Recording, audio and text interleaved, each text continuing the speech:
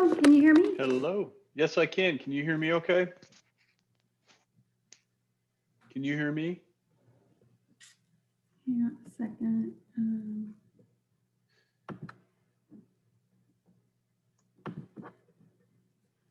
Check, check. 1, 2, 1, 2. There we go. It was on my side. Gotcha. Do these do that thing where I'm super mega loud? Keep talking. Do another little test. Fourscore and 7 years ago, our fathers brought forth upon this continent a nation conceived in liberty. Oh, it sounds pretty good. Dedicated to the notion that, okay. Okay.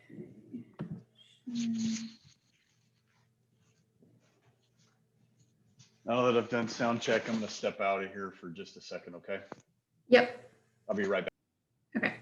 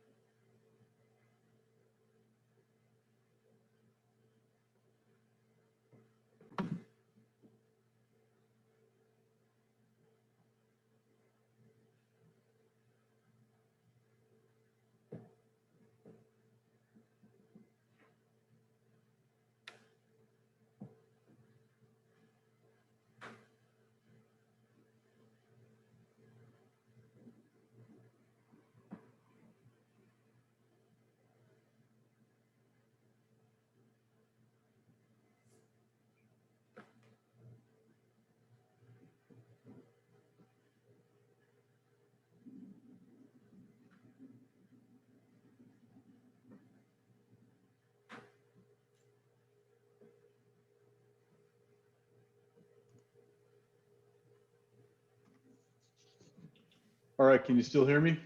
Yes. Can I do a quick test of the governor's video? Your boxes are still showing up. Yeah, it's a problem. I'll be able to hide them once we get started. This is so weird. That's an issue on your computer. I thought it was an issue related to the CVent software. No, and I talked to Loyal IT. I've talked to Zoom. Supposedly, what they're telling me is if you are the host,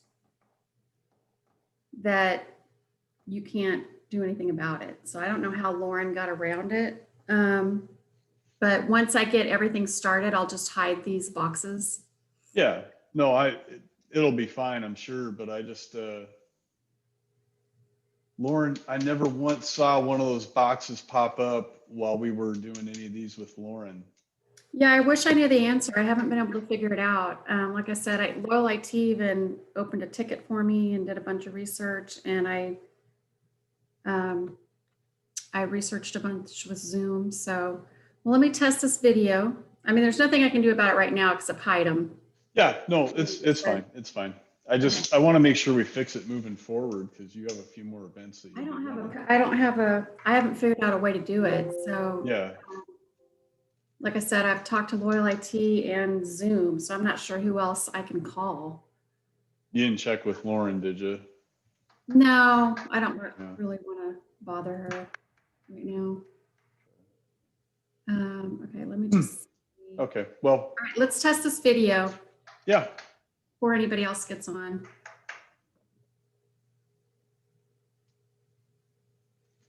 This is Governor Greg Abbott. You know, 2020 has been a challenging year for our state as we have responded to COVID-19. But despite these challenges, Texas continues to grow as the nation's premier economic destination. And the Round Rock community and the entire Central Texas region is a major reason why. We continue to attract major investments like the Tesla Gigafactory. And Texas was just named the best state for business by the nation's business executives for the 8th time in a row.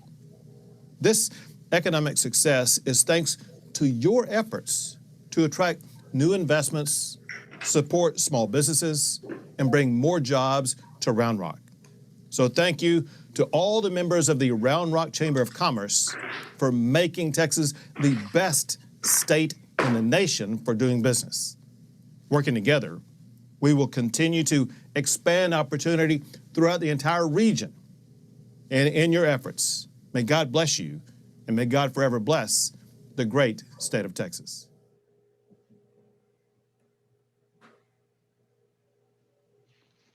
I think that was great.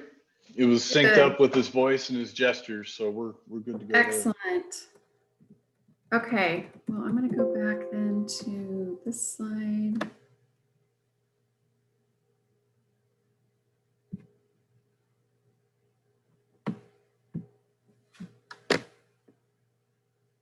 All right, and I'm going to take a little break.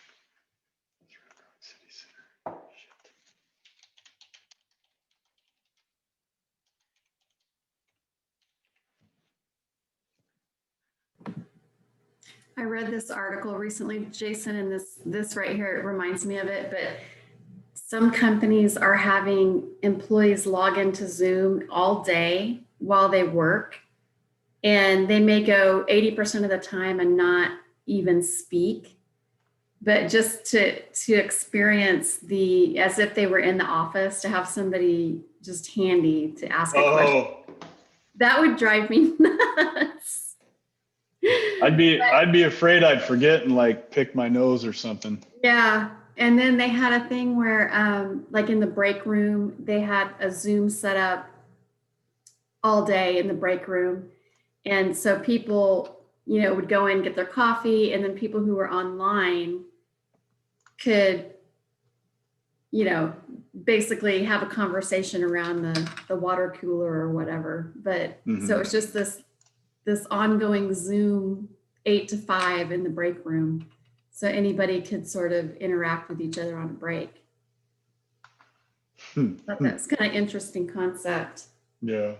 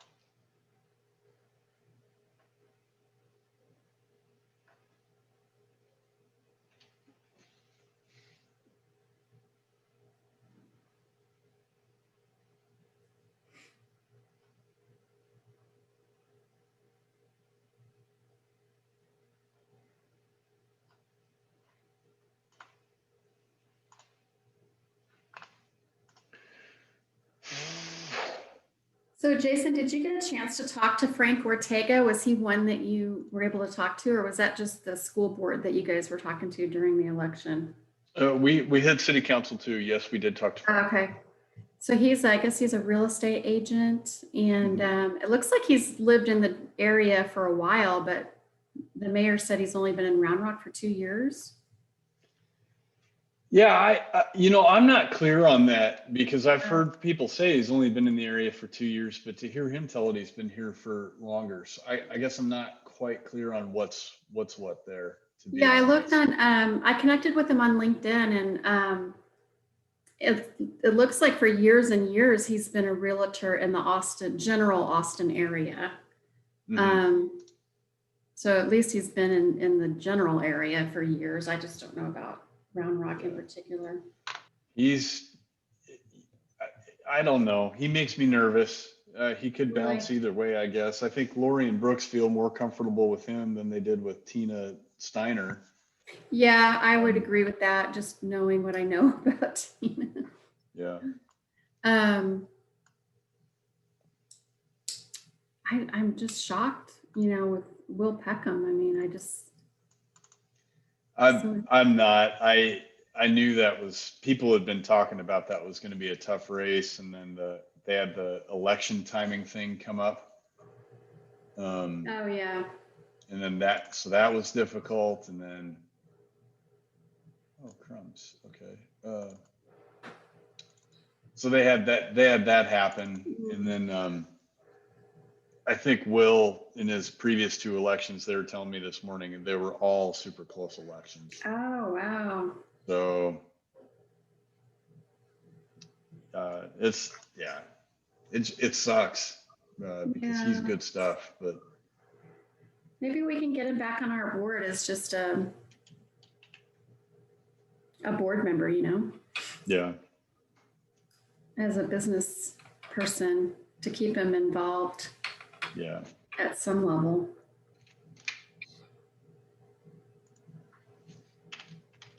I've been dying to ask the city people, maybe but on I-35 northbound, like right by IKEA and the outlet malls, there's about a mile of these really, really tall poles that look like they have antennas on the top. They just went in maybe in the last month, and I'm so curious what they are for. Have you heard anything about that? And where are they at? So if you're on I-35 and you're going toward Georgetown northbound, they're on the right-hand side, Okay. and they go for about a mile, spaced out evenly, but they're almost twice as tall as a light pole, and then they have some little contraption on the top that almost looks like it's some sort of an antenna. Mm-hmm. So I'm assuming it's for some kind of telecommunications, but I'm just super curious. I haven't even seen it. I don't even. I was tempted to ask in Mac today, but then I didn't want to. It was so off topic. It's just, yeah, it goes for a good mile, and it's right around where IKEA and the premium outlet mall is. And maybe I'm just not paying attention. I'm sure I've driven by it. Yeah, they went up like so fast. Like one day I drove home for work and they weren't there, and the next time I drove home for work and they were all there. I'm like, wow, they did all that in a day. No, she can't. Jason? Yeah. You might want to change your name. What's my name? My name. Are you logged in as Kat? The 3 dots at the top of your picture, you can edit your name. You can just click rename. Why am I logged in as you? I think because they sent everyone the same link. I just couldn't figure out how to resend it through Zoom. But you're not really logged in as me.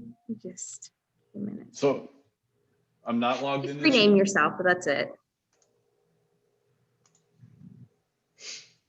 Is this going to happen to all the presenters? I'm afraid so. Well, unless they go to the original one that was sent from Zoom, maybe. Yes, unless they go to that one. But like the reminder you sent this morning. Okay. I think Jason's going to try to log out and relog back in, but if he's jumping in on that same link, it's going to be the same thing.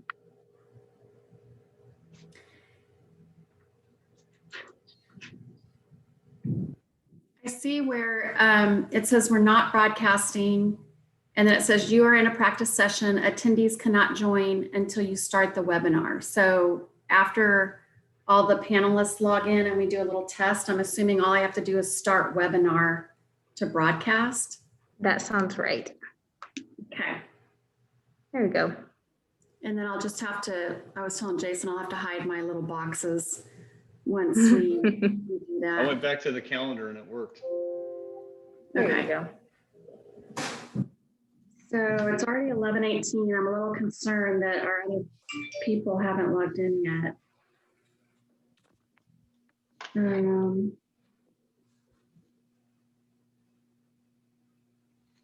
We asked them to log in at 11:15. I even put AM just so it was specific. Are Scott and Avis usually on time, or? Scott responded and said, okay, thanks. Okay. Well, everybody just keep an eye on your email and your text in case anybody's trying to reach us. I don't have anything yet.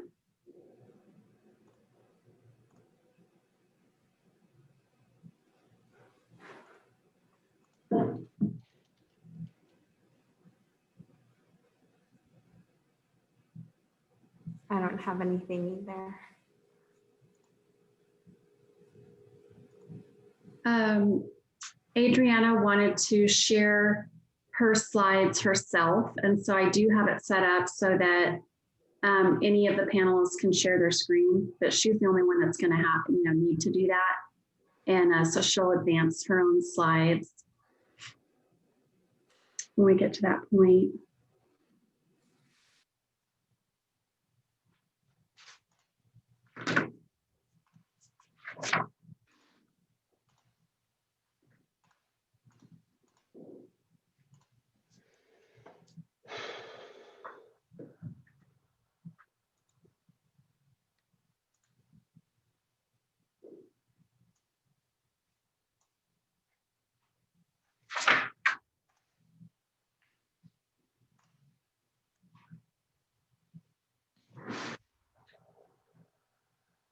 Do you want me to text Scott and Avis?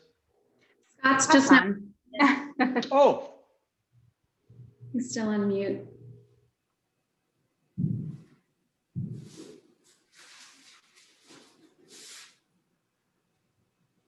If you, Scott, if you hover over your video picture and see those 3 dots,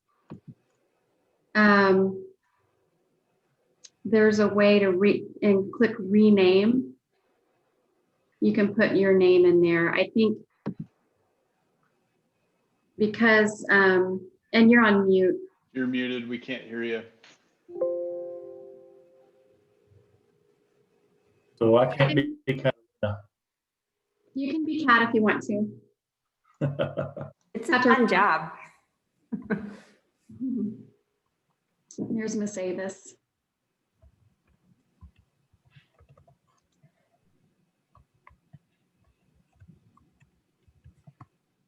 Hi, Avis. How are you? I'm good. How are y'all? Avis. Doing good. You have everything you need, Avis, with you've got the speaker bio and all that good stuff. Okay. The only thing I need, right? Yep. And you're just going to talk, you get to, make your own sponsor remarks about your company, anything you want to say as the sponsor. I'm going to say some things, but they're really not going to be about our company. They're really going to be about, what kind of job y'all are doing and how wonderful the chamber is, and blah, blah, blah. That's awesome. It's worth every penny I paid you for it. There you go. I'm going to go off on several political rants. Okay, good.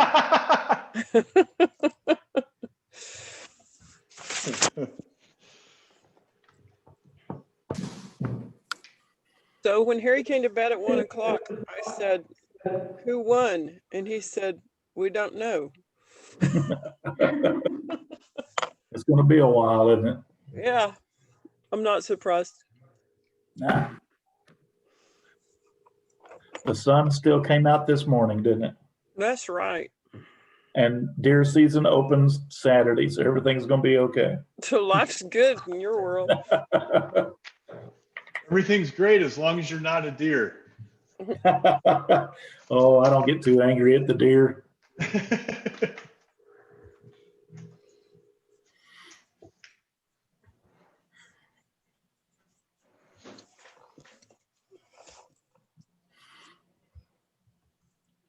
My brother once said about my dad, because they always went deer hunting, a bunch of guys, of course. And I asked him how come dad never, because my brother would kill a deer and bring meat home. And he said, well, I think a deer would have to attack him before dad would shoot it. Self-defense. I understand he went for the whiskey and the poker is what I think it was all about. We have so many deer in our yard every single day that my kids would go crazy if we actually started shooting deer, and they don't like venison.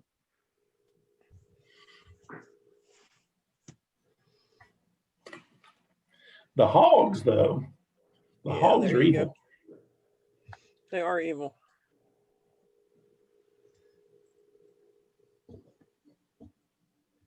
I'm going to go ahead and reach out to Adriana's assistant right now, make sure she has everything she needs.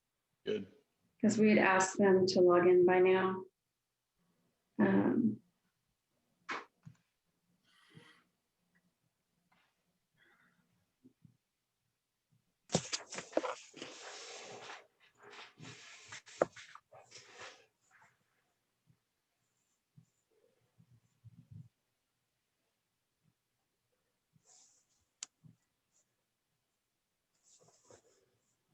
Scotty, Larry McManus went to go let Adriana know. Yeah, Since they- are we gonna call her Adriana or Adriana? Do we know? Adriana. She's I'm sorry? Adriana. Yeah. She's off? It's Okay. But ours and our staff is A, right? Yes. Right. All right. Yeah, not a chance I'm getting that right. I watched a webinar the other day on their website, so I knew how to say it. But she introduced herself, and I listened to it a couple of times, so I got it right. Okay, good. I hope I get it right.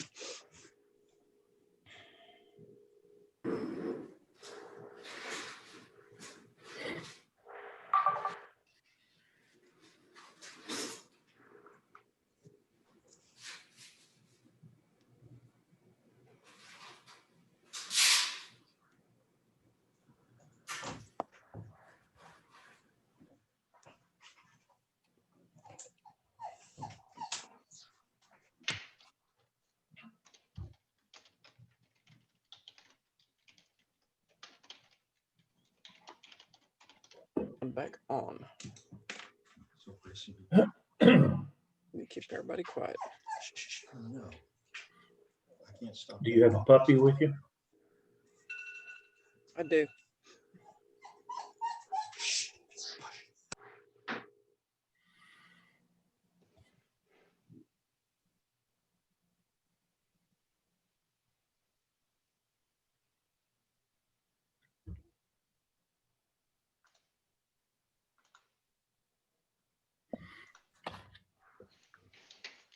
Hello.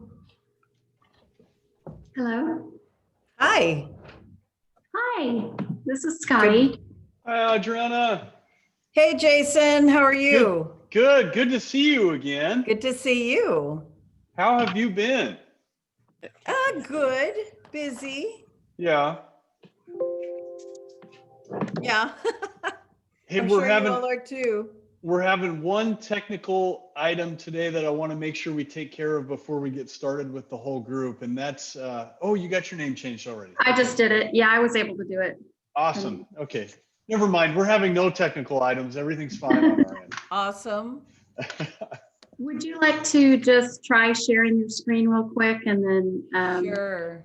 unsharing and these little black boxes that you see will go away once we start the webinar. Let me close everything out. Make sure it's easier.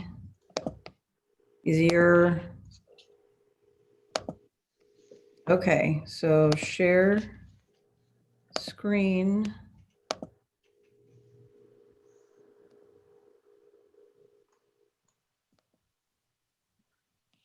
Okay, can you see my screen?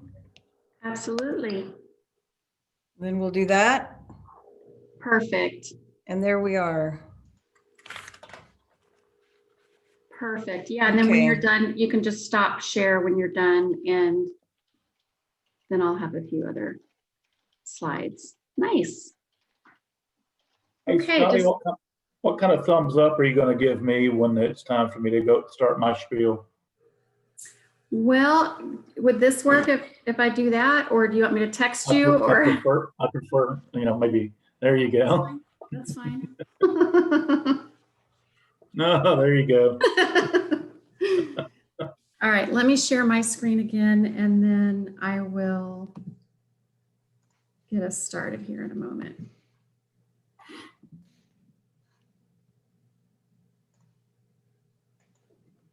I'm just going to give it another minute.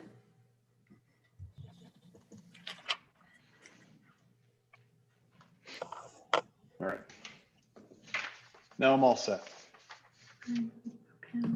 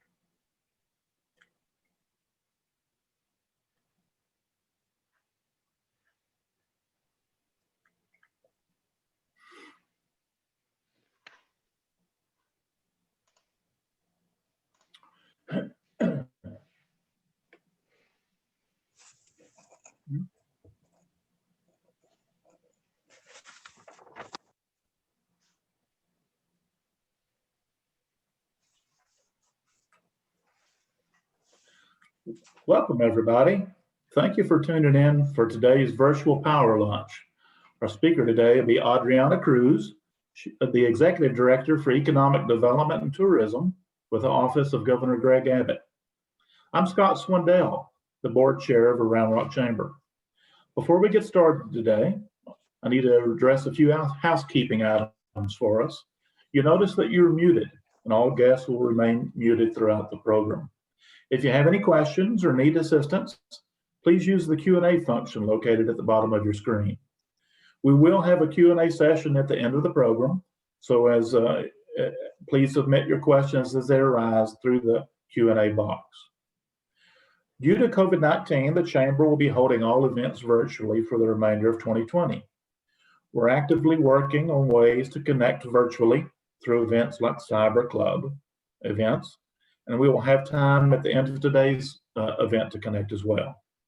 Keep an eye on the weekly investor newsletter and the Chamber calendar at roundrockchamber.org for the latest updates to Chamber activities. We're happy to announce 2 new employees to our Economic Development team. Jordan Robinson is our new Vice President of Economic Development, and Adriana Nunez McDermott is our Economic Development Manager. We're so happy to have them join our team and help fill us out there. In spite of some of our staff changes and the COVID interruptions of the year, it's been a strong year for economic development in Round Rock, with 7 new business attraction projects announced. Most recently, you might have seen that our most recent to win was the East-West Manufacturing. Nicole Vance did a great job working that project for us. I'd like to thank our elected officials that have joined us today. We are grateful to you for your public service. We know it's not easy and that you guys invest your time for our community, and we appreciate that. Thank you to today's sponsor, Keller Williams Realty, for making today's event possible. At this time, I'm going to invite Avis Wukosh with Keller Williams to make a few remarks. Avis? Thanks, Scott. I just wanted to thank you for letting us sponsor this event. I think this will be very informative. I think I have 4 people on the call: Cindy Crawford, Michelle Sherwood, Kim Whitlock, and Tara Knight, all people who have been active in the chamber at different times. And more than anything, we're in the real estate business, and we're proud to be in the real estate business in Round Rock, and proud of everything that the chamber does to help us stay in business. And I want to thank Jason and his entire team for everything they've done to keep everybody in business during these unusual times. So thanks, Jason and the team. And Scott, that's really all I have to say. Do you want me to continue on and introduce the speaker, or are there other things you need to say? Introduce the speaker. Awesome. You bet. Well, I'm mute. It's all you. You're all muted up. It's my turn. Well, this is an amazing woman that you're here to hear.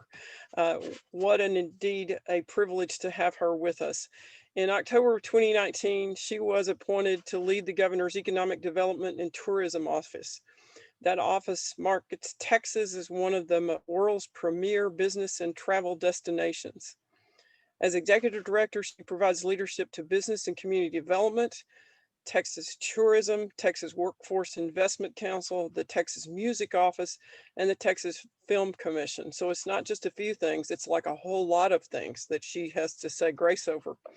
She has more than 20 years of leadership experience in economic development, marketing, and international business. Prior to this appointment by the governor, she was president of the Greater San Marcos Partnership. That's a regional economic development organization established to encourage and nurture economic growth in San Marcos and Hays and Caldwell counties. And before that, she was vice president of global corporate recruitment for the Austin Chamber of Commerce.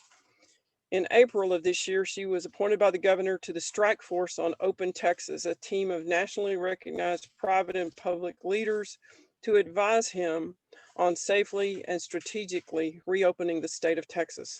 What a job. In January, he appointed her to the Advisory Council on Cultural Affairs for a term set to expire February 2023, and he named her vice chair of that council. She has served on numerous boards, including the Texas Economic Development Council and Texas Workforce Investment Council. And from 2016 to 2019, she served on the Texas Economic Incentives Oversight Board to review the efficiency of Texas incentive programs. I've watched a webinar or two on the website for economic development and seen what amazing things they are doing. And I would just say in 2016, she was honored by the Austin Business Journal's Profiles in Power as Central Texas Woman of Influence. She won the Central Texas Woman of Influence Award. She has a BBA in marketing from the University of Texas at Austin, which is why she was okay with what Scott asked Scotty to do earlier, and has been married for 34 years to her husband, Rick, and has 3 grown children living in the Austin area. Adriana, I am honored to introduce you, and I'm anxious to hear what you've got to say. Well, thank you. Thank you so much, Avis, and thank you, Jason and Scott, for the invitation to be here with you today. It's my honor to be with you and also to lead the state's economic development efforts. And we've got a lot to talk about and a lot going on in the state of Texas. So if you'll allow me, I'm going to share my screen so that we can get into the heart of the matter. So thank you all for the invitation again.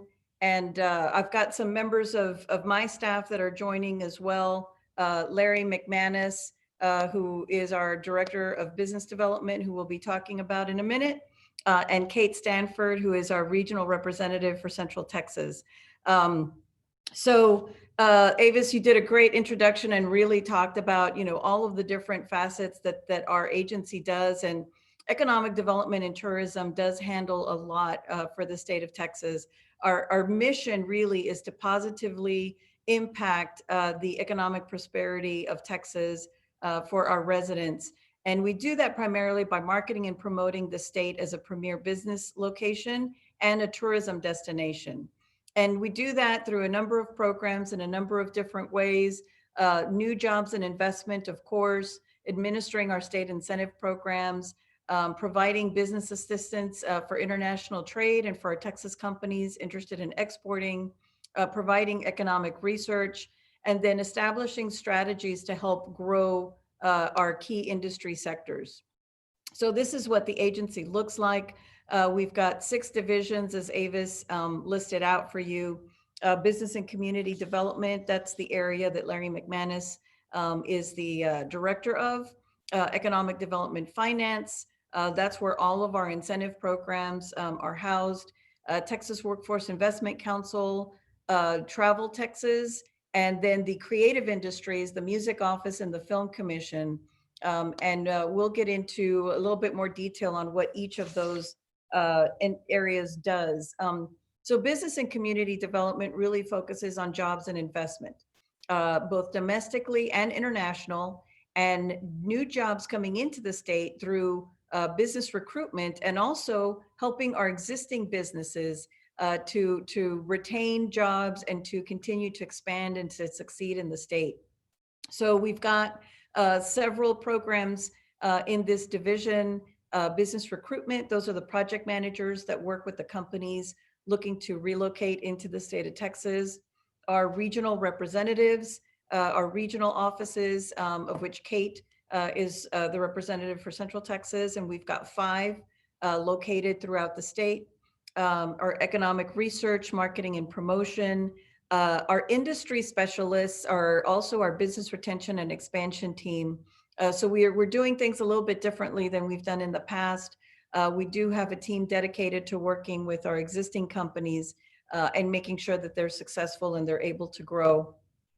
Our small business and permit assistance group, they have been incredibly busy through this year with the pandemic.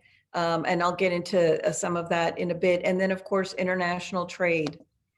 For economic development finance, this is the team that oversees all of the state incentive programs that are run through the governor's office and through economic development and tourism. The one that is the most well known, of course, is the Texas Enterprise Fund, which is the state's deal closing fund. to help attract jobs and investment to the state of Texas. Our Texas Enterprise Zone program, the Product Development and Small Business Incubator Fund, Spaceport Trust Fund, Capital Access Program, the Governor's University Research Initiative, Industrial Revenue Bonds, and then one I'll talk about a little bit later on in the presentation is the Events Trust Fund program. This is a program that was in the comptroller's office and has moved over into the governor's office. And we have seen a significant increase in communities and community partners utilizing this Event Trust Fund program. And it's designed to help attract events to the state of Texas and to our communities. We have 3 programs underneath it: the Events Trust Fund, the Major Events Reimbursement Program, and the Motorsports Racing Trust Fund. And we have been putting those to use this year as well. Travel Texas, we are responsible for marketing the state of Texas as a premier travel destination, and Travel Texas is the division, the state entity responsible for travel and tourism promotion outside of the state of Texas. Our mission is to extend local tourism efforts and help promote Texas, and not just across the nation, but across the world. We do have a domestic advertising campaign targeting out-of-state travelers into the state of Texas. We do advertising in some key international markets, our public relations and marketing promotions, targeting the media, travel media, and the travel trade industry. And then we also have travel research that is available, and we partner a great deal with our local convention and visitors bureaus, providing them the information that they need for their programs. And of course, we also focus on our creative industries, both music and film. The Texas Music Office helps the industry and the public and informs them on resources that are available in the state for music production. They also work on recruitment of music industry into the state. And these are some of the programs that they have. The Music Friendly Community Program is one that a lot of folks are aware of, as they work with communities to make sure that they are music friendly and have the right infrastructure and the right resources to help grow that industry. New business development, annual events, and they have a music education and community grant program as well. And then the Texas Film Commission, in next year, they're celebrating their 50th anniversary, which is amazing. But the Texas Film Commission, the film industry is an important one for our state. And this is the division that works with film, television, commercial production, animation, visual effects, and video game industries, and helping to attract that production and those companies to the state of Texas. We have a film-friendly Texas program, the Texas Moving Image Archive, a film trails program, and then of course we do have an incentive program specific for the film industry and for production and digital media called the Texas Moving Image Industry Incentive Program. And then one division that a lot of people are not aware that's part of economic development and the governor's office is the Texas Workforce Investment Council. And this is a group that's responsible for the development of a well-educated and highly skilled workforce for Texas and for our employers. When people think of workforce development, a lot of folks think primarily of the Texas Workforce Commission, but the Texas Workforce Investment Council is the entity that is tasked with developing a statewide strategy and making sure that all of the state agencies that have workforce development programs and initiatives are all in alignment and everybody's kind of working in the same way and on the same page. And you see that part of their duties are a review of state and local workforce plans to ensure that they're in alignment with our statewide goals. So just a little bit of an update on how we sell Texas and what the Texas message is. And of course, you all know so many of these things. You know, Texas is the top state in the nation for job growth, in 2019.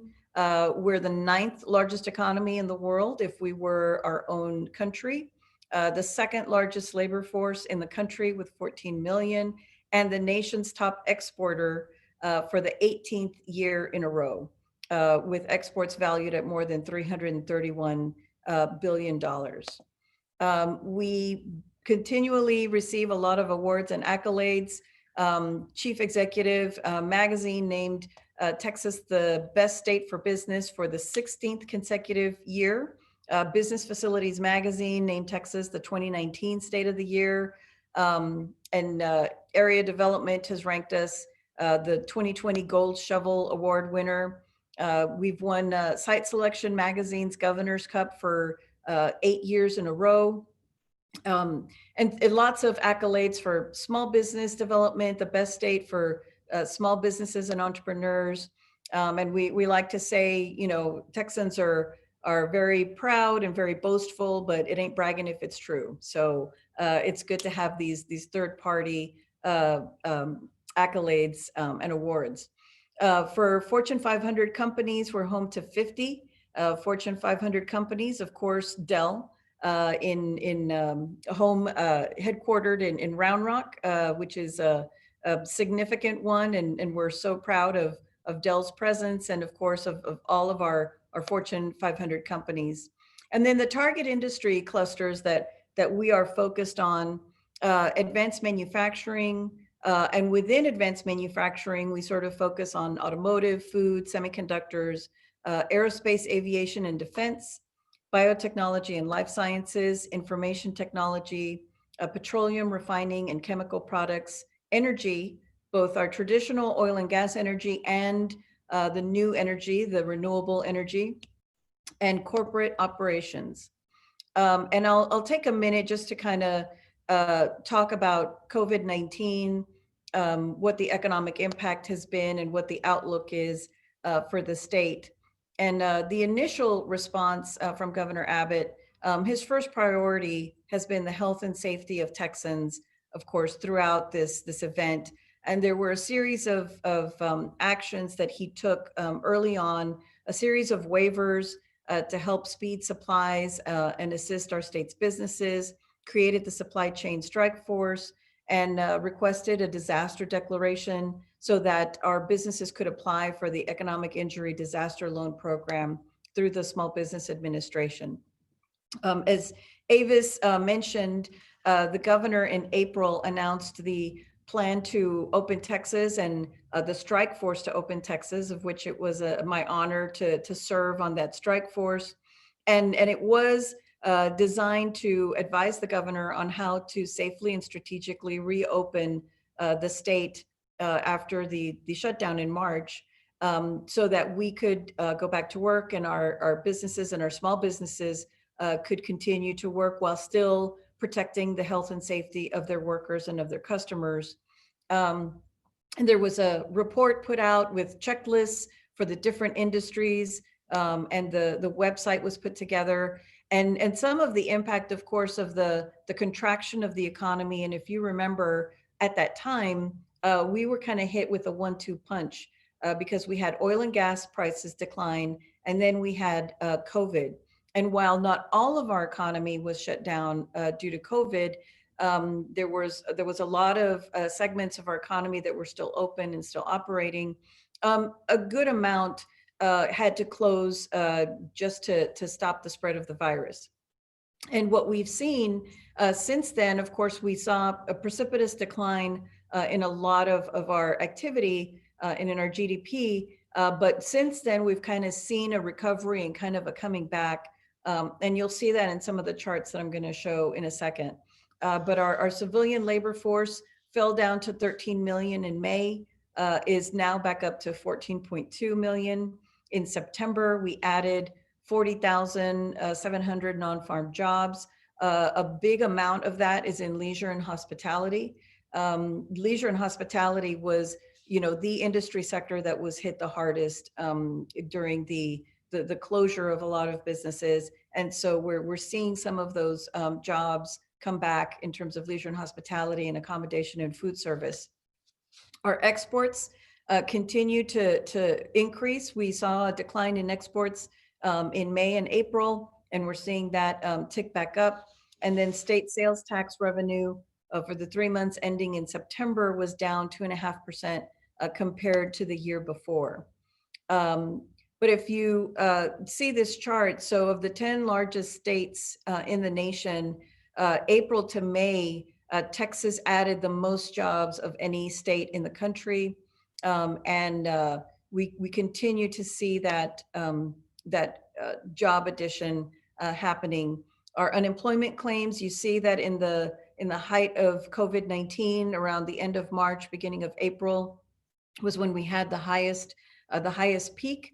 And we're down to about 40,000 unemployment claims filed in Texas at the end of September. So we are seeing a steady decline.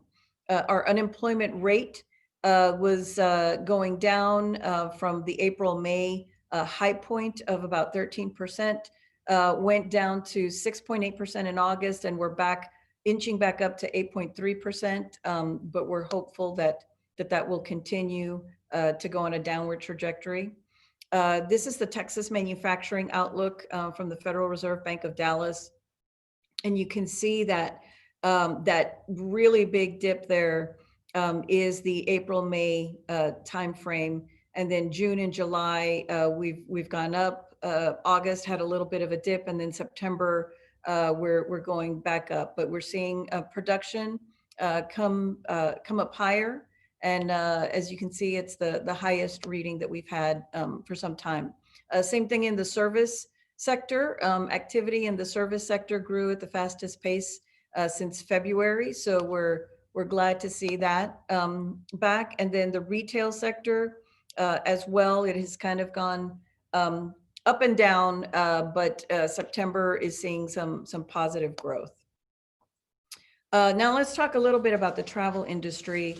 And we do have researchers in our travel division that really monitor the travel industry and do a lot of focus groups and research on how people are feeling about traveling. And although safety concerns related to travel are increasing, consumer sentiment about planning or scheduling a vacation for the next 6 months is increasing, which is good for us because we're coming into the holiday period. Likely a lot of folks are not going to be traveling right over the holidays, but come spring, hopefully we'll be seeing some travel come back. And so you can see the weekly travel spending and the year-over-year net change in weekly travel spending. And then this is an interesting chart to see hotel demand in Texas. So you can see March, at the beginning of March, things were very high. We have the drop in March as we closed travel and kind of travel stopped happening. And then since that point, from about the 5th of April onward, we've seen an increase. We're in October right now, so our hotel performance is looking better, of course, than it did in the early spring. And you can see that dotted line is actually 2019. So you can see sort of where we are relative to 2019. And then total Texas arrivals and departures, you can see the blue bars are 2019 and the red is 2020. So January, February, March, we were pretty much even. And then April and May, a precipitous drop. And we're seeing that slowly increase. And some of the things that we've done on the tourism side, we've sort of pivoted our strategy. Our tourism advertising is very much focused on out-of-state markets and international markets. We have stopped our international advertising, of course, because folks are not traveling internationally very much. And we've focused on our drive market. So we focused on research has shown that people are willing to drive to destinations as they're getting more comfortable with air flight and flying.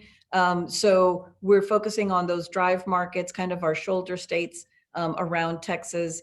so that folks can drive, continue to travel and to enjoy the state in a safe and socially distanced way.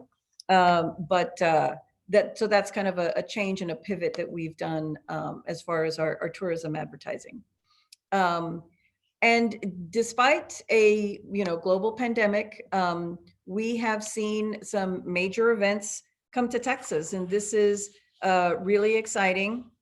So one of the results, I think, of the governor's approach for reopening the state, this sort of methodical, looking at the data, speaking to doctors, speaking to industry, finding that balance between health and safety, and having businesses open and small businesses open, really was attractive to a lot of different organizations, a lot of different industry sectors. We started getting calls from CEOs who really appreciated this sort of common sense approach to how we were going to reopen and restart the economy. And CEOs were calling and saying, I'm in the East Coast, I'm in the West Coast, and I'm questioning why I'm located where I am. And as a good economic developer, of course, I told them, well, I question why you're where you are also, because you certainly need to be in Texas. So some of the results of that have been these major events coming to Texas. 3 major events. The Professional Rodeo Cowboys Association announced that the National Finals Rodeo will be in Texas for the first time in 59 years. The first or second professional rodeo, the National Finals Rodeo, was held in Texas, and then it went to other states, and it's been in Las Vegas for the past very long time, 30 years or so, and it's coming to Texas at least for this year. We're hopeful that it will come back for a longer time, coming to the cities of Arlington and Fort Worth. And then the 2020 World Series announced that they would be hosted in Texas, which we're thrilled about.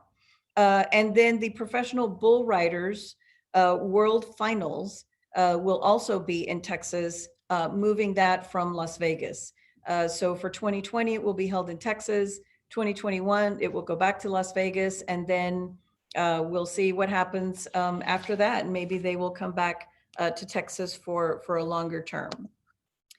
And then in terms of business development updates, in the middle of a pandemic, we had one of our largest announcements that we have seen for the state of Texas, and of course a big win for Central Texas, and that's Tesla announcing their gigafactory with 5,000 jobs and $1.1 billion of capital investment. And we've seen that not just in Central Texas, but throughout the state. About 53 new projects announced across the state, and our research team sort of tracks these and looks at what is going on statewide. The top project by investment in September was Max Midstream Pipeline, and the top project by jobs in September is Randstad US with over 1,000 jobs. But then Central Texas as a whole has also seen some success, and congratulations to you all for the announcements that you have had, especially recently. But in Central Texas for 2020, just this year alone, there have been 1.8 billion in capital investment and 11,600 new jobs created. So you can see that the economy, and in terms of business development and economic development, we're still seeing a lot of activity. And just to show you, this is what our pipeline looks like. Our fiscal year runs September through August. And so this is the projects or the prospects that we received each quarter. And you can see that for the months of the quarter of March to May and June to August, really almost doubled what we had seen in the first 2 quarters. So we have close to about 200 active projects in our pipeline that are reviewing the state and looking at certain segments of the state. And just so that you're aware, we track the industry sectors that those prospects are coming from. And so we have a nice diverse pie chart here with everything from food and agriculture, corporate services. The big, a quarter of them are general manufacturing, but we've got information and computer technology, distribution and supply chain, energy, aerospace and aviation, automotive manufacturing, bio and life sciences. So a very diverse looking pipeline. And then I wanted to just talk a little bit about how we go about telling the Texas story. And we really rely on not only our community partners like the Round Rock Chamber, the Austin Chamber of Commerce, and our other economic development organizations across the state. We also work very, very closely with the Texas Economic Development Corporation. So the Texas Economic Development Corporation is a public-private partnership, and we're the public side of that public-private partnership. As I mentioned at the very beginning, our mandate, our mission is to market and promote the state of Texas as a business destination, and as a tourism destination. Tourism has dedicated dollars to be able to do that. For business, on the business side, on the business development side, we don't have a dedicated funding source. So the Texas Economic Development Corporation acts as our marketing arm. And we work very, very closely together in terms of the development of strategy and the development of messaging and the development of sort of what are the key areas that we are going to go after, the target industry sectors that we are looking to grow. And so they've been a great partner with us. And that is the two of us working together. And in fact, a recent report came out from Development Counselors International that surveys, they do it every 3 years. It surveys corporate CEOs and site location consultants. Texas won as the best location for business as surveyed from the CEOs, and we've won it for 8 years in a row. So we're very, very proud of that. And then in terms of state economic development organizations, Texas Economic Development Corporation and our office came in 5th in the country. So we're very proud of that accomplishment. We're very proud of this partnership, and we're proud of the partnership with the Round Rock Chamber as well. So with that, that concludes my portion. I'm going to stop sharing my screen, and we can go into Q&A. Awesome, Adriana, thank you so much. That's an awesome flyover of a big part of the operation there, and we appreciate you cramming that into a very concise presentation. You guys have a big lift and an important job for the state, so I just want to begin by thanking you for your efforts. We know we feel it here. I know the other economic development agencies in the state appreciate your efforts too. So thanks for all you do, and to your team as well. Jumping into it, I just want to remind everyone who's watching, I've got on my screen here our Q&A section. So down at the bottom in the center of your screen, if you have a question you want to ask Adriana, this is a great time to do it. Please just type that in. I'll make sure that it gets relayed into the Q&A section here. I want to start, if we can, talking about the Tesla Gigafactory. Only because, being an economic developer all of my career, you've been an economic developer for 20 years. I struggle to recall a project that was as high profile and as competitive as the Tesla Gigafactory. So two questions. I would just love to hear you kind of talk through what that process was like, working with Elon Musk and his team. And any stories you could share about what that process looked like. And then the other question I have for you is, in a year where that wasn't even the biggest project that Texas had happen, where do we go from here to keep that momentum growing? Those are some huge wins. Well, it was a fantastic project. It was a lot of fun to work, and the Tesla team are just amazing. I mean, they really had some goals, really worked hard and very collaboratively with us in terms of deadlines and in terms of responses. So they were great to work with as partners. Governor Abbott, of course, played a significant role. He had several conversations with Elon Musk, several in-person meetings, as you could see from that photo. And, you know, it was very clear that there were things going on in California that Elon was unhappy with. And I think that's sort of the message that we've seen throughout this entire pandemic is people are seeing firsthand how Texas operates, and this sort of common sense, you know, let's protect our health and safety. Let's find a balance. Let's find a way to move forward. And they really appreciated that. And I know that the governor has received many calls from CEOs directly himself. We're getting them in the office. We're continuing to get them. And I think that for some companies, thinking about Texas was something that was sort of on their list and they hadn't really moved forward with it. But the pandemic became sort of that turning point where they said, we can't afford to be here anymore.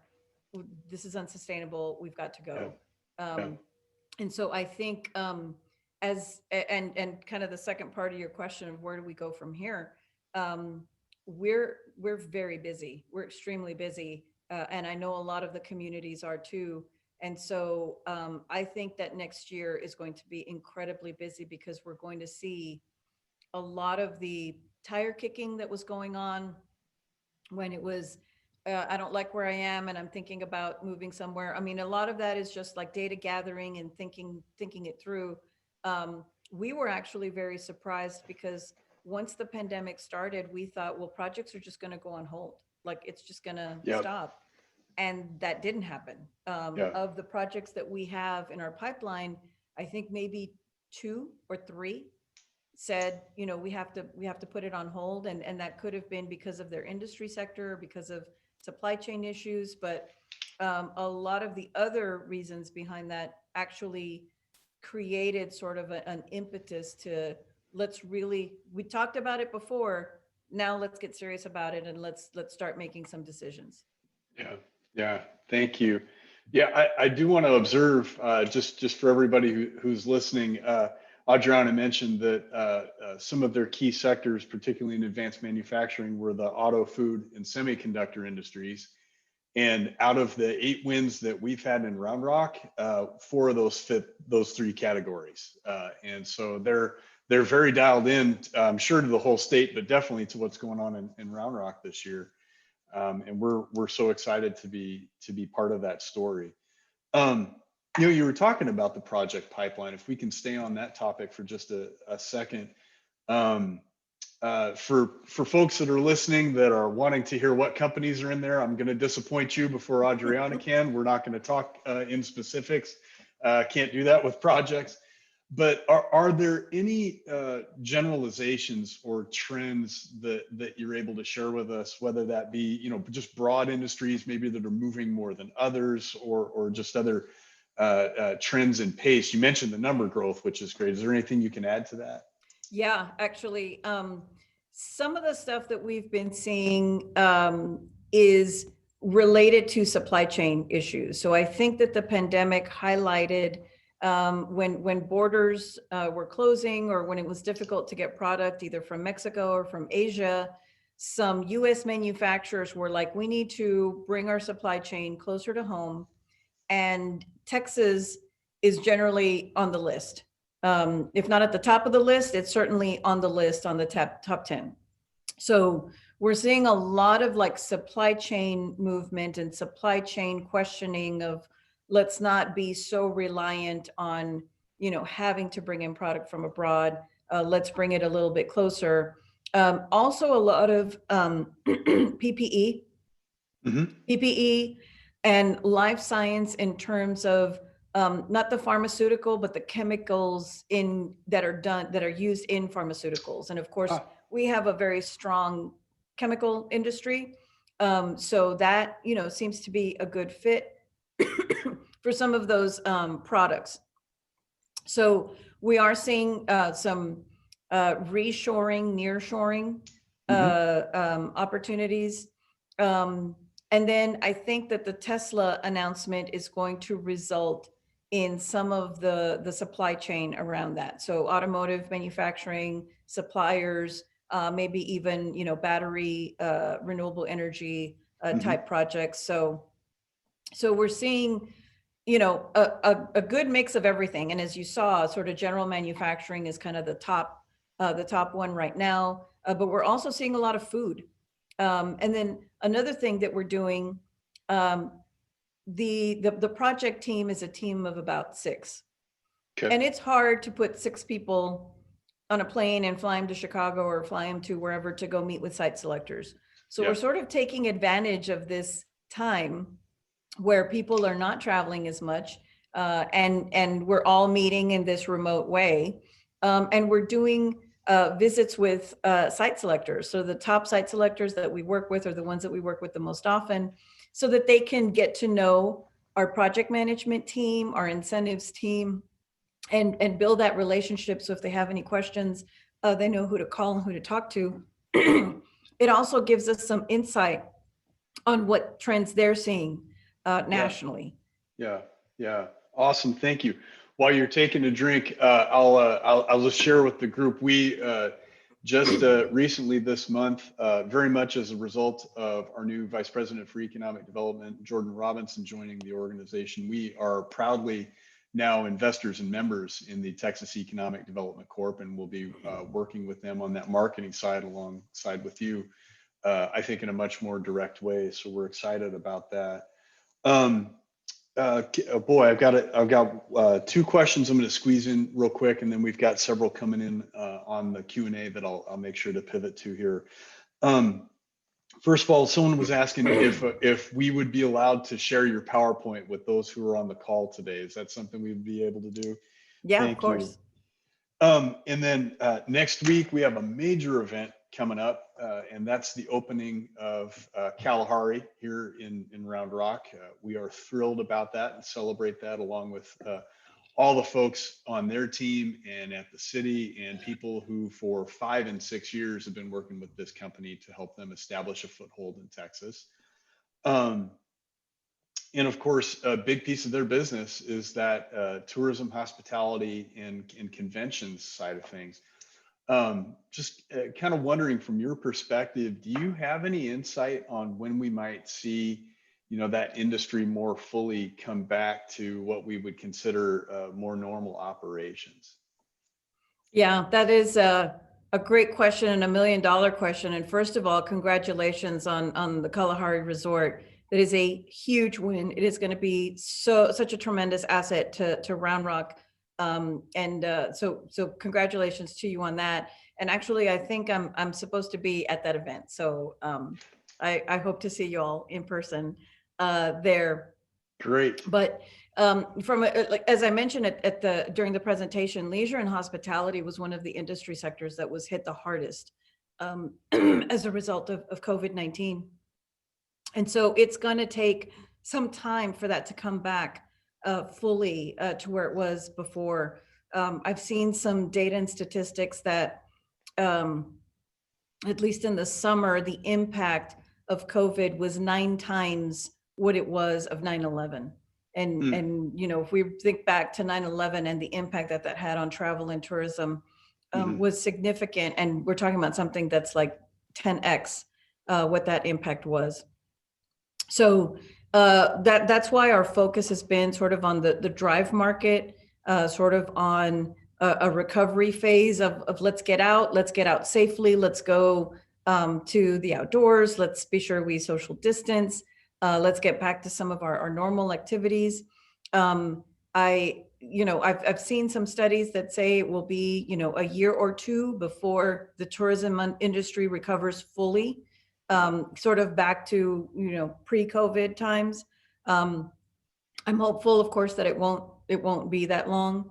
And so, we're going to continue to do our part to help our tourism partners and to help, our communities in this issue. Yeah. Well, thank you for that. I'll just let you know, I think we're going to be the perfect site for a future International Economic Development Council annual meeting. And so I look forward to working with you and our other Texas partners on bringing them here to Round Rock sometime. Want to pivot to a couple questions we've seen come in. And one is just generally related to the upcoming legislative session. We know that things are going to be tight and difficult financially, just where the state's at. And also I want to share with everybody, Adriana, it's my understanding you're not directly related to the legislative side of what the governor's office does. But someone wasn't wanting to know, is there anything that we locally ought to be keeping our eyes and ears open for with any economic development issues that might come up during the legislative session? Have you heard any of that get talked about? Well, you know, economic development always comes up, and there are certain items that are always sort of in review. Of course, the Texas Enterprise Fund, our deal closing fund is one. Mm-hmm. The film incentive program is another. And so I think that just sort of, you know, keeping an eye and being aware of the things that will impact economic development, but not just incentive programs, but making sure that our state maintains a pro-business environment, a reasonable regulatory climate. Those are all the things that really, really resonate with the CEOs that we're talking to. Not just the common sense approach because of COVID, but all of the other factors, the workforce, the available talent, the infrastructure, you know, it's the package, right? It's the entire package. And so it's not just, as you know, economic developers, we know there's no amount of incentive is going to make a bad location good.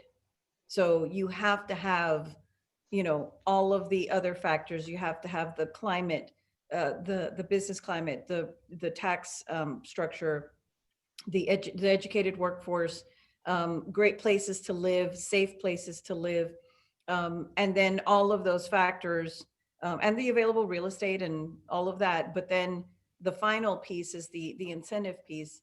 That is a critical piece, and it does help us to compete against other states and other locations. Yeah. Great. And kind of a related question along those lines, when it comes to economic development incentive and programs that we're able to offer here. This is coming from one of our community leaders here. Dell Technologies is so important to Round Rock and the state of Texas, and they want to know, what's the role of your office in helping Round Rock maintain its 380 agreements, so we're able to maintain that strong economic growth and partnership with Dell Technologies, and by extension help grow the state of Texas economy and the Texas Miracle. Can you offer any insight on that from the governor's office perspective?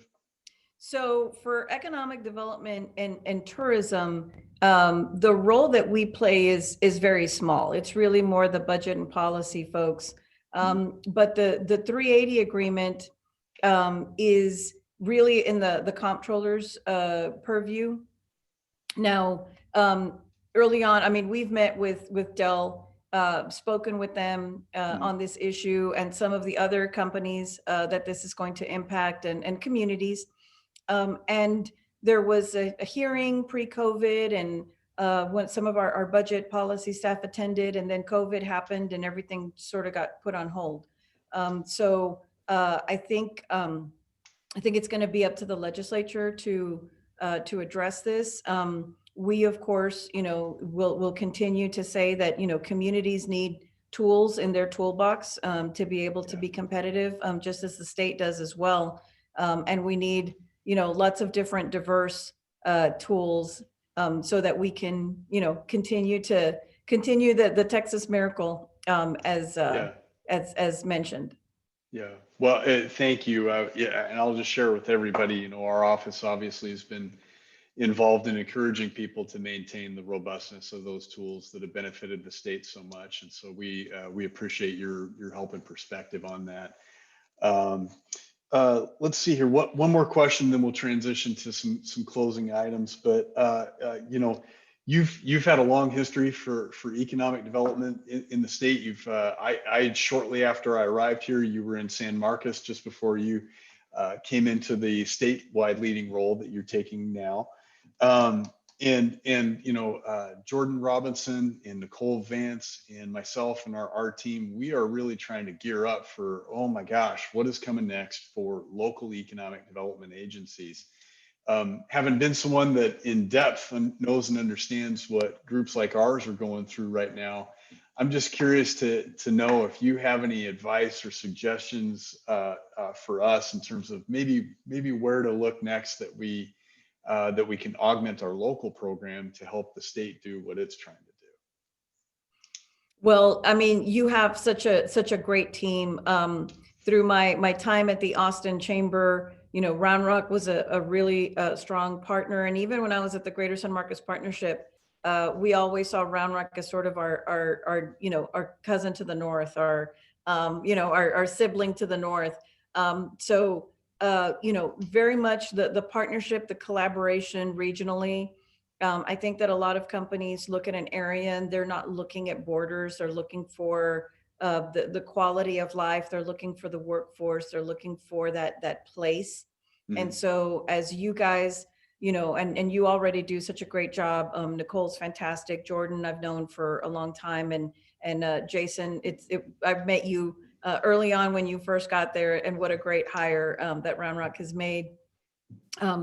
But I think that, working with your partners, working with your community, one of the things that we have focused on is reaching out to our community partners, and really in the same way that we're kind of solidifying our relationship with the site selector community, we're doing that with our community partners also, making sure that, you all know who to call when you need help.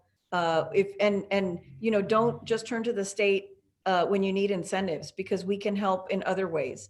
Look at those partnerships, just keep doing the great job that y'all are doing, because you're doing phenomenal work. And I think we're going to continue to see a lot of prospect activity. And so we all just need to be, strong communication, working together, and know that you've got the governor's office team, the economic development and tourism office here to help you, and we're your partners. Awesome. Adriana, thank you so much. For everyone listening, we got some fun things to end the program on. For Scotty, I'm going to ask you to go ahead and bring up that video, and I'll cue that up while you're pulling that up. Y'all may not know, we had our first Futures Focus event here last week, and we're able to begin that day, which included Aaron Demerson from the Texas Workforce Commission and others talking about these economic development issues in depth. And we were able to begin that with a message from Adriana's boss, Governor Greg Abbott. And he really helped us set that tone. And so Scotty's going to play that right now. 2020 has been a challenging year for our state as we have responded to COVID-19. But despite these challenges, Texas continues to grow as the nation's premier economic destination. And the Round Rock community and the entire Central Texas region is a major reason why. We continue to attract major investments like the Tesla Gigafactory. And Texas was just named the best state for business by the nation's business executives for the 8th time in a row. This economic success is thanks to your efforts to attract new investments, support small businesses, and bring more jobs to Round Rock. So thank you to all the members of the Round Rock Chamber of Commerce for making Texas the best state in the nation for doing business. Working together, we will continue to expand opportunity throughout the entire region. And in your efforts, may God bless you, and may God forever bless the great state of Texas. Awesome. Well, Adriana, again, we just want to thank you so much for a great conversation today. This has been so much fun. and we also want to extend our thanks to the whole team in the governor's office that you work with. You guys are doing important work, and we are geared up and ready to go here in Round Rock to work with you in 2021.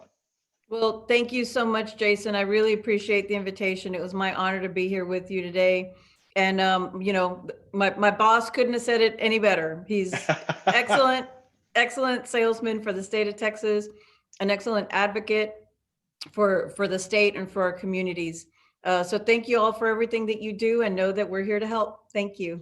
Awesome. Thank you, Adriana. Clapping online is allowed, so we encourage everyone to do that. Couple things that want to end the program on, so please stick around, folks in the audience. One, I've had a few questions come in today asking me about, well, Jason, you know, what happens now as a result of some of these elections? And some people are excited and some people are concerned. And I just wanted to share, you know, with the community here that people may change in who is in these seats, but our message and our role as a chamber doesn't change, which is another way to say we are still going to continue saying the same things about what business issues are, led by our leadership in the business community here, and advocating for those needs and issues and tools and resources. Because Adriana is right. I think the foundation of a good economically competitive state is based very much in policy, and we can't slip on that. Otherwise, we will begin to see some of these amazing stories that we get to tell be fewer and fewer. We don't want to see that happen. We want to grow those more and more, and grow on years like this, even in 2020, when Texas has just been so competitive, and we have had certainly our portion of that success here in Round Rock. And so for anyone that's in elective office out there, be expecting to hear from us. We're going to continue to work with you and be good partners with you moving forward, because good policy makes good economic development. The other thing that I've been getting a lot of questions on here recently, and very understandably so, is, Jason, when can we get together again? I think people enjoy hearing content like this. Certainly they love hearing information from state leaders like Adriana and others we have had on this year. But I recognize that there is a great interest in getting physically back together again as soon as possible. And I want to assure everyone that our team at the chamber, and certainly I understand that we need to be finding ways to do that as soon as it is safe. When that happens, I cannot make a commitment at this time. We're going to continue to follow the best guidance of the CDC and state health authorities and Williamson County health authorities to make sure that we're being safe and protecting not only our investors, but also our community and certainly the chamber staff. At the same time, I want to let everyone know we had a very successful planning session amongst our board in person, but wearing masks and socially distanced in an appropriately sized facility. That was a very successful event, and we really got a lot of work done that day as a team. And so I can envision here in the near future where we will be trying, probably beginning with some of our smaller events, to see what it's like to get together in person while still allowing people to opt into remote options like this one for those that are more comfortable with that. So that is on our mind, and we will see some changes coming soon along those lines. So that's all I can say about it now, but keep your ear to the ground for that. Couple events I do want to make you aware of as soon as possible, though. November 20 is coming up. That is our next cyber club. So for those of you that do want to connect with folks, those have been so well received amongst our ambassadors and our investors. You can plug into that on November 20th at 10 o'clock in the morning. I believe that's a Friday. You can find more about this on roundrockchamber.org on our website under our events page.